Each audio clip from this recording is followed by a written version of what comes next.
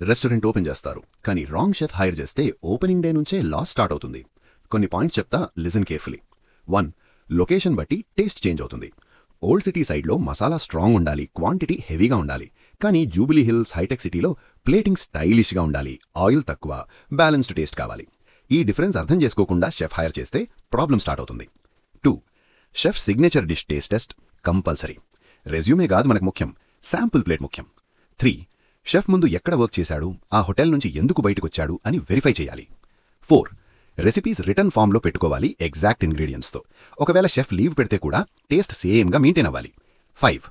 కిచెన్లో team unity owner మీద కంటే షెఫ్ మీద ఉంటుంది. షెఫ్ రిజైన్ చేసి వెళ్ళిపోతే టీం కూడా వెళ్ళిపోయే ఛాన్సెస్ ఉంటాయి. 6. ట్రయల్ పీరియడ్ లేకుండా డైరెక్ట్గా శాలరీ ఫిక్స్ చేస్తారు. 3 to 5 days టెస్ట్ పక్కా చేయాలి. 7.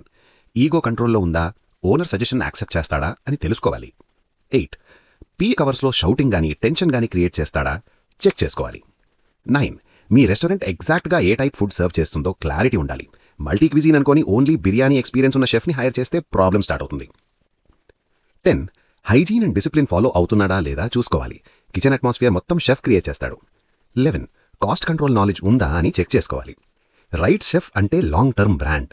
లైక్ చేసి ఫాలో చేసి పెట్టుకోండి. రేపు మెన్యూ ఇంజనీరింగ్ గురించి మాట్లాడుకుందాం. అంతవరకు పేజ్లో ఉన్న మిగతా రీల్స్ కూడా చూడండి.